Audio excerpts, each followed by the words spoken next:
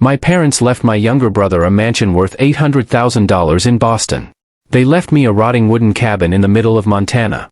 On the day I found out, my fiancé slammed the door in my face, shouting that I was a pathetic loser who would never amount to anything. I was broken, humiliated, and desperate. But when I finally flew to Montana and opened that cabin door, I found something worth $50 million. That's how my life turned upside down. I'm Lucas Reed, 34 years old, the oldest son in a family that never saw me as good enough. My younger brother, Jonah, was the golden child. People in my family used to say he could charm anyone.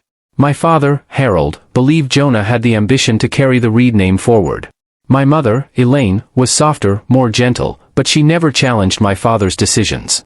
Jonah was their pride. I was their afterthought. Naomi Clark, the woman I thought I was going to marry, didn't hide how she saw me either. We had been engaged for a year, and I believed we were building a life together. The truth is, she was only waiting for me to catch up to my brother's success. When she learned about the will, she didn't just leave. She spat venom into my chest that I'll never forget. And that's where my story begins. The moment I lost everything I thought I had and the moment I was forced to step into something I never expected. When I was growing up, I always knew I was the background character in my own family. Jonah, my younger brother, was the shining star. If he wanted something, my parents found a way to give it to him.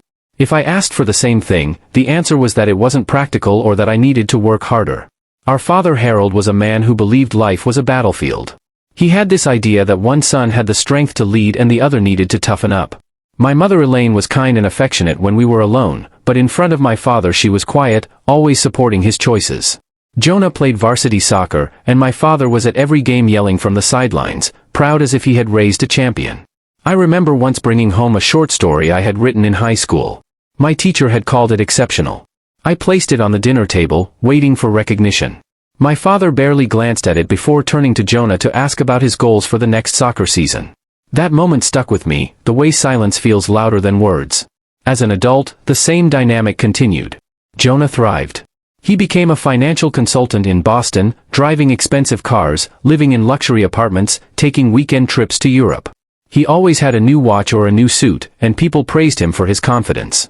I worked hard, too, but in jobs that barely covered rent and bills. I tried to be proud of him, but I could never shake the shadow he cast over me. Naomi came into my life 3 years ago, and at first, she felt like a lifeline. She was beautiful, ambitious, and full of energy. She told me she loved how different I was from the men she usually dated. She said I had a soul and a heart. And for a while, I believed her. But as time went on, her words changed.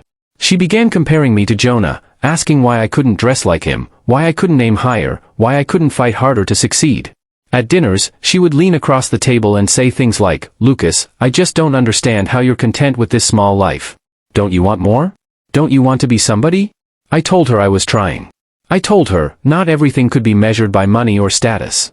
She would roll her eyes and say, "Tell that to the landlord when rent is due." Then came the phone call that changed everything. Our family lawyer contacted us about the will. My parents had passed within months of each other. First, my father from a stroke, then my mother after her health declined. I was still reeling from the loss, still trying to process grief. Jonah and I were both asked to meet at the office to go over their estate. Walking into that office, I held on to a sliver of hope. Maybe, just maybe, they had left something meaningful for me. Maybe my mother had fought for me in the end. Jonah strolled in like it was a business meeting, shaking hands with the attorney and laughing as though it was already decided in his favor. When the will was read, it felt like a hammer smashing against my chest. Jonah received a mansion in Boston valued at over $800,000 along with a majority of their financial assets. I received the deed to a remote cabin in Montana. That was it. No explanation, no balance, just Jonah with a mansion and me with a forgotten shack in the wilderness. I sat frozen in the chair, my fingers gripping the armrests, my face burning with humiliation. Jonah smirked as if life had simply confirmed what he already knew. "Guess Dad always believed in me," he said, patting me on the shoulder like I was a child who needed comfort.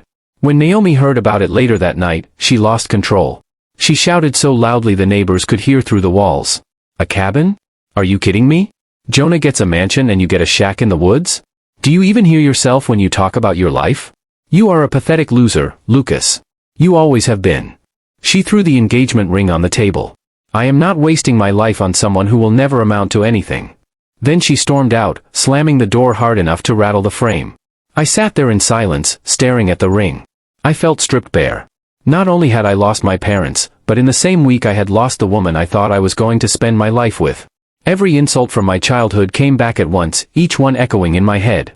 My father's dismissive tone, Jonah's smug pride, Naomi's cruel words, it was all a chorus, telling me I was worthless. For days, I carried the deed to that cabin in my pocket. I pulled it out over and over, staring at it like it was a cruel joke, a rotten shack in the middle of nowhere. What was I supposed to do with it? Sell it for scraps, burn it down, pretend it didn't exist? But the more I stared at the faded ink on that paper, the more something shifted inside me. Maybe it wasn't about the property itself. Maybe it was about facing what my parents had left behind. One night, as the city traffic roared outside my window and my apartment felt like a prison, I made the decision. If this was all I was worth to them, I needed to see it with my own eyes. I bought a one-way ticket to Montana. That was the moment I stopped running from my family's judgment. That was the moment I decided to face the cabin. The plane to Montana was small and rattled, as if every gust of wind might pull it apart. I sat pressed against the cold window, staring at endless stretches of snow and forest below. I clutched the deed in my hand like it was both a curse and a key. My mind replayed Jonah's smirk and Naomi's final words. Pathetic loser. Those words cut deeper than anything my father had ever said. They were sharp enough to follow me into the silence of the plane cabin. When the plane landed, the air outside hit me like a fist. It was colder than anything I'd ever felt in Boston. The ground was blanketed with snow that crunched under my boots, and the sky was an unbroken gray. A driver I had arranged with the small local airline, loaded my bag into a battered truck and drove me down icy roads for hours. We passed nothing but forest, frozen rivers, and the occasional old wooden house that looked abandoned. Finally, the driver pulled up to the end of a narrow road and pointed ahead. That's as far as I can take you. The rest is on foot. Cabin should be about a mile that way. I paid him, slung my bag over my shoulder, and started walking. The cold bit into my skin through my gloves. Each step crunched in the snow, and the silence of the woods was heavy. There were no cars, no people, no city noises, only my own breath and the sound of boots against snow. When I finally saw the cabin, my heart sank. It looked worse than I had imagined. The porch was sagging. One of the windows was broken, and the wood on the outside was blackened and cracked from years of rot. The roof looked like it could cave in at any moment. I laughed once, bitter and short, because this was exactly the kind of inheritance you would leave to someone you didn't care about. I dropped my bag on the porch and pushed the door open. The hinges screamed as if the house itself was angry about being disturbed. Inside, the air was thick with dust. Broken furniture was scattered across the floor. The smell of mold and old wood stung my nose. I walked through the rooms, each one worse than the last. The kitchen sink had rusted through. The floorboards creaked like they were ready to snap under my weight. A family of mice had chewed through what once might have been a couch. I sat down on a chair that looked sturdy enough and buried my face in my hands. This is what they thought of me, I said aloud, my voice echoing in the empty cabin. This is all I'm worth. I wanted to call Jonah right then, just to hear his voice gloat over the phone. I wanted to shout at him, to ask why our parents thought he deserved everything while I got nothing but a ruin. But I knew what he would say. He would laugh, tell me Dad was right, that I never had the drive, that I was always destined to be the leftover son. The truth hurt worse than the cold outside. That night, I unrolled my sleeping bag in the corner of the least broken room. As I lay there in the dark, I thought about Naomi. Her face, her voice, the way she had once held my hand and told me she believed in me. Then her words from that last night came back, pounding in my head like hammers. Pathetic loser. She had said it with such venom that I could still hear it over the howling wind outside. Sleep did not come easily. Every creak of the old cabin made me wonder if the roof would collapse over me. Every gust of wind made the broken window rattle like bones. I pulled the sleeping bag tighter around me and stared at the shadows on the ceiling, wondering if I had made the biggest mistake of my life. The next morning, I woke to silence. The fire I had tried to build in the fireplace had burned out, and the cold had seeped into my bones. I stumbled outside, watching my breath cloud the air, and stared at the trees surrounding me. The cabin was isolated. There were no neighbors, no one who would hear me if I shouted. I had never felt so completely cut off from the world. For a moment, I thought about leaving, selling the land to the first buyer I could find, taking whatever money I could scrape together and disappearing back into Boston. But the image of Jonah in his mansion and Naomi laughing at me made me stay rooted where I was. I could not go back to them beaten. That thought burned in me as I walked back inside. I began to explore the cabin more carefully, pushing aside broken chairs and clearing out piles of rotting wood. Anger drove me forward. Every time I lifted a piece of debris, I thought of my father telling me I was weak. Every time I swept dust into a pile, I thought of Jonah's smug face. Every time I opened a door, I thought of Naomi's voice cutting me down. As I worked, I told myself, there has to be more to this. There has to be a reason they left this place to me. It was the only way I could make sense of the unfairness. I couldn't accept that the cabin was just trash they wanted off their hands. By evening, my body was sore, but something kept me moving. It wasn't hope. It was desperation. If I didn't find something here, I knew I would leave Montana shattered and empty. And then as I pulled a dusty rug away from the floor, I noticed a handle, a small iron ring embedded in a square wooden panel. I crouched down and pulled, and the panel lifted with a groan of wood and rusted hinges. Beneath it, a dark space opened up. A hidden cellar. My heart pounded.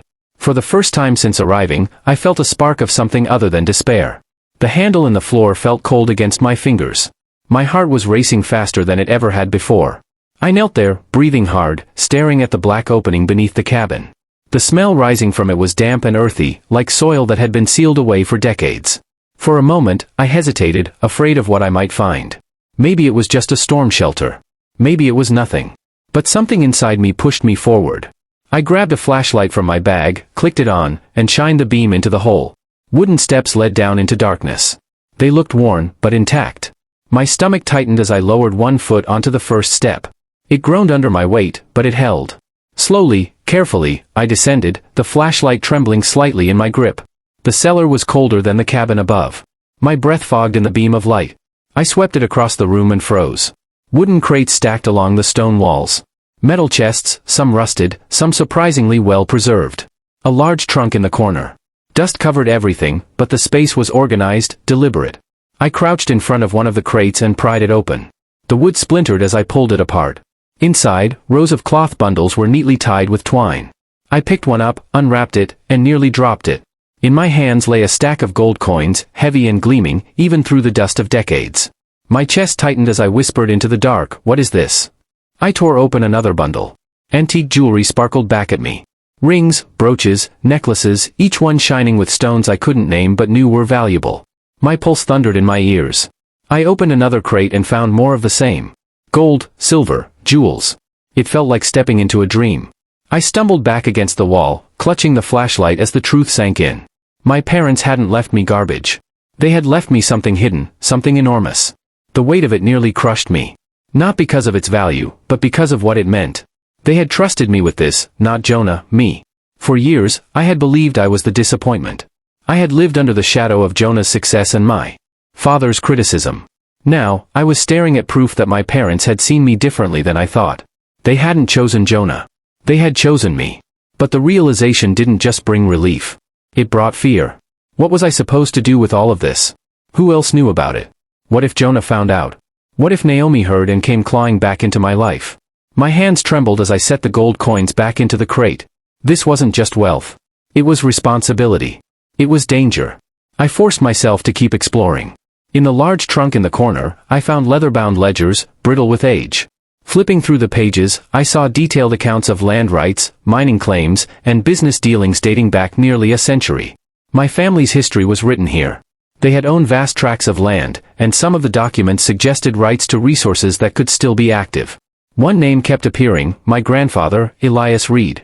I had never known much about him, only that he had been a hard man, stricter even than my father. Now I understood he had been building something that had passed through generations. And here in this hidden cellar my parents had passed it to me. I sank onto one of the crates. The flashlight balanced on my knee and I tried to breathe. For so long I had believed the lie that I was worth nothing.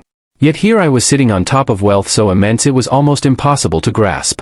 $50 million or more hidden away beneath a cabin everyone thought was worthless. But this was also the moment of decision. I couldn't just leave the treasure here and pretend it didn't exist. I couldn't run back to Boston waving it in Jonah's face either. That would invite chaos, lawsuits, maybe even threats. And Naomi, God, she would come back the second she caught wind of it, acting like she had always believed in me. I knew I couldn't let that happen. I made a vow right then, whispering it into the cold air. I won't waste this. I won't let them take it. I'll protect it. I'll prove that you were right to trust me. For the next 2 days, I worked like a man possessed. I cataloged everything in the cellar, writing down what I found in a notebook I had brought. I reinforced the trapdoor with new nails and covered it again with the rug. I cleared out the cabin, patching the broken window, fixing the fireplace, and sweeping out years of filth. Each improvement, however small, felt like taking back control of my life. As I worked, my mind sharpened. This wasn't just about money. It was about identity. My parents had seen me as someone who could handle the weight of this legacy, even if they never said it aloud. Maybe my father's harshness had been his twisted way of testing me. Maybe my mother's quiet eyes had carried a message she never dared to speak. Standing in the middle of that broken cabin, I no longer felt like a man abandoned. I felt like a man entrusted. The bitterness I had carried for years began to shift. Naomi's words still burned, but now they fueled me instead of breaking me. Jonah's smirk still haunted me, but now I wanted him to know that I was more than the shadow he believed I was. When I finally lay down on the patched-up bed that night, the cabin no longer felt like a ruin. It felt like a fortress, a beginning. My turning point wasn't just finding the treasure. It was realizing that for the first time in my life, I had power, and I was ready to use it. The days after I discovered the cellar were a blur of work, fear, and determination. I kept cataloging everything I found. Each crate I opened revealed more proof that my parents had hidden something extraordinary. I tried to sleep at night, but my mind spun with possibilities. I kept asking myself the same question. Why me? One evening, as I sat with the ledger spread out across the cabin floor, I noticed a folded envelope tucked between 2 pages. My name was written on it in my mother's handwriting. My chest tightened as I tore it open. Inside was a letter yellowed but carefully preserved. Lucas, it began. If you are reading this, it means your father and I are gone. I need you to understand that what we have left for you is not a mistake or a punishment. It is trust. Your father always saw Jonah as bold, but he also saw recklessness in him. He saw pride in appearances, not substance. With you, he saw strength that does not show itself in loud victories, but in patience, resilience, and heart. We knew you would protect this legacy, not squander it. Please forgive us for the way it may have seemed. We love you, your mother. The words blurred as tears filled my eyes. For years, I had believed my parents thought I was worthless. For years, I had carried their silence as proof that they never believed in me. And now, in my hands, I held proof that I had been wrong. They had believed in me all along. They just had a different way of showing it. I pressed the letter to my chest, my heart pounding so hard it hurt. Every insult Jonah had thrown, every time my father dismissed me, every cruel word Naomi had screamed, it all collapsed under the weight of this one truth. I was the one they had chosen, not Jonah, not the golden boy, me. But that realization also brought the storm to my doorstep. The news of the will had already spread among family friends, and Jonah had begun asking questions. He called me one night, his voice sharp. So, how's life in your little shack? Have you realized yet that mom and dad left you a pile of garbage while I'm living in their mansion? Sell it and stop embarrassing yourself, Lucas. Everyone knows you can't handle anything better. I wanted to tell him the truth, to shout into the phone that the cabin was worth more than everything he had combined, but I held my tongue. I'm managing, I said instead. My voice was steady, but inside fire roared. Jonah thought he had won, and part of me wanted him to keep thinking that. Naomi, too, came sniffing around. She sent me a message weeks after leaving. Lucas, I've been thinking. I overreacted. I miss you. Maybe we could talk about things again. I stared at the screen, the memory of her voice calling me pathetic, echoing in my mind. For a moment, I considered responding, but then I deleted the message without a word. She hadn't missed me. She had heard whispers about money, and she wanted a piece. I turned back to the ledger. I pulled out more documents and realized the scale of what I had inherited. My grandfather had staked claims in Montana's land during the early days of resource exploration. Rights to timber, mineral deposits, and even oil were still active. The gold and jewels alone were worth tens of millions, but the land rights made it potentially far more. It hit me then. My parents hadn't just left me wealth. They had left me a future, a way to rise, not through someone else's approval, but through my own decisions. This was more than an inheritance. It was a second chance. That night, I built a fire in the cabin and sat in front of it with the letter from my mother resting on my lap. The flames crackled and the shadows danced across the walls. I spoke out loud as if my parents were in the room. I'll protect this. I'll make it grow. You trusted me and I won't fail you. For the first time in years, I felt whole. The cabin was no longer a symbol of rejection. It was proof of trust, responsibility, and purpose. The bitterness that had poisoned me began to fade. I wasn't living for Jonah's approval. I wasn't bending to Naomi's insults. I wasn't drowning under my father's shadow. I was standing on my own ground, holding my own legacy. The climax of my story wasn't just the discovery of wealth beneath the floorboards. It was the moment I realized I had finally broken free from the chains of doubt and humiliation. The world could call me whatever it wanted. But I knew who I was. My parents knew who I was. As the fire burned low and the night grew quiet, I folded the letter fully and placed it back into the ledger. I closed my eyes, and for the first time in my life, I didn't feel like a loser. I felt chosen. The morning after I found my mother's letter, I stepped outside into the freezing Montanan air and felt something inside me settle for the first time in years. The cabin that had once seemed like a punishment now felt like a responsibility. I looked out at the endless forest, the snow hanging heavy on the branches, the silence pressing against my ears, and I thought, this is mine. Not just the cabin, not just the gold, or the land rights buried in the cellar. The choice to do something meaningful with my life was mine. In the days that followed, I began repairing the cabin with new determination. I patched walls, fixed the roof, and cleared out broken furniture. Every swing of the hammer felt like reclaiming a piece of myself. My father had always said I lacked drive. Jonah had mocked me as weak.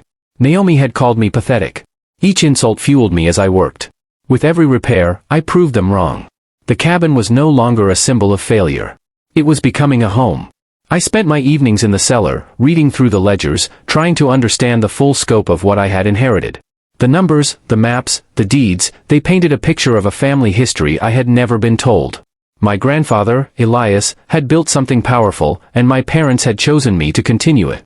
They hadn't spoken the words, but their actions had been louder than anything they ever said. That realization changed me.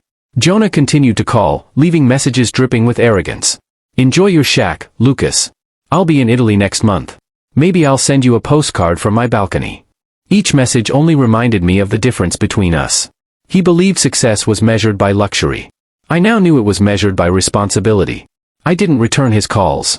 I didn't need to. Naomi tried again, too. She sent another message saying she missed me and wanted to see me. This time she added, "I don't care about what your parents left. I just want you back." But I knew her words were empty. If I had truly been worthless to her, she would never have come back at all. She had smelled money in the air, and that was the only reason she reached out. I deleted her message without hesitation. For the first time, I felt strong enough to walk away without regret. I began reaching out quietly to experts, lawyers, and historians who could help me validate the land rights and the value of the artifacts in the cellar. I did it under a false name at first, careful not to attract attention. The responses confirmed what I already suspected. The collection was worth far more than I had guessed. The mining rights alone could change everything.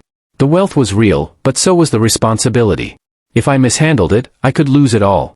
If I treated it wisely, I could build something lasting. And that was when I realized the true lesson. My parents had not chosen me because I was stronger or smarter than Jonah. They had chosen me because they knew I would not waste it. They knew I would carry the weight with care. Jonah had been given something he could show off, something he could flaunt to the world. I had been given something hidden, something sacred, something that required patience and humility. One night, sitting by the fire, I read my mother's letter again. Her words echoed in my head. "We knew you would protect this legacy, not squander it." For years, I had wanted to hear my parents say they were proud of me. I thought I needed their approval spoken aloud. Now, I realized they had told me in the only way they knew how. They had entrusted me with everything. That was pride in its purest form. The man who had walked into that cabin was broken, humiliated, and desperate. The man sitting there now was different. I wasn't Jonah's shadow anymore. I wasn't Naomi's failed fiancé. I wasn't the disappointment my father had labeled me. I was the heir to something far greater than money. I was the heir to trust. When I finally decided to leave the cabin for a short time and return to Boston, I carried myself differently. I didn't need to tell Jonah what I had found. I didn't need to flaunt it. I let him believe whatever he wanted because the truth was mine alone. As I boarded the plane, I thought about how quickly Naomi would come back begging if she knew the truth. And I smiled to myself. She would never hear it from me. In the end, the cabin had been more than an inheritance. It was a test, and it was a gift. It broke me down to my lowest point and forced me to rebuild not only the cabin itself, but my identity. The gold, the jewels, the land rights, they were valuable. But the most valuable thing I discovered in Montana was the truth about myself. If there is one lesson I want anyone listening to this story to take away, it is this. Sometimes what looks like rejection is actually trust in disguise. Sometimes the broken, forgotten places in your life are the ones hiding the greatest treasures. My parents did not abandon me. They gave me a chance to rise. And when I look back at the man I was before I stepped onto that plane to Montana, I understand something Naomi once said. She had called me a pathetic loser. Back then, maybe I was. But standing here now, I can tell you with certainty, I am not anymore. So, I'll ask you this. If you were handed a broken cabin and inside it you found a fortune, what would you do? Would you sell it and chase the world's approval, or would you protect it and honor the trust placed in you? That cabin in Montana changed my life. What I thought was the cruelest inheritance became the greatest gift I could have imagined. My parents didn't leave me behind. They trusted me with something greater than money, something that forced me to grow into the man I was meant to be. I went there broken, humiliated, and angry. I left knowing I was chosen, knowing I had worth that no insult could take away. If my story spoke to you, if it made you think about your own life and the hidden gifts inside your struggles, then do me a favor. Like this video. Share it with someone who needs to hear it. And let me know in the comments what you would have done if you were in my shoes. Would you have sold the fortune and walked away? Or would you have protected it the way my parents wanted me to? And if you want more stories like this, subscribe to the channel. Every story I share is meant to remind you that even in the darkest places, there's always something worth finding.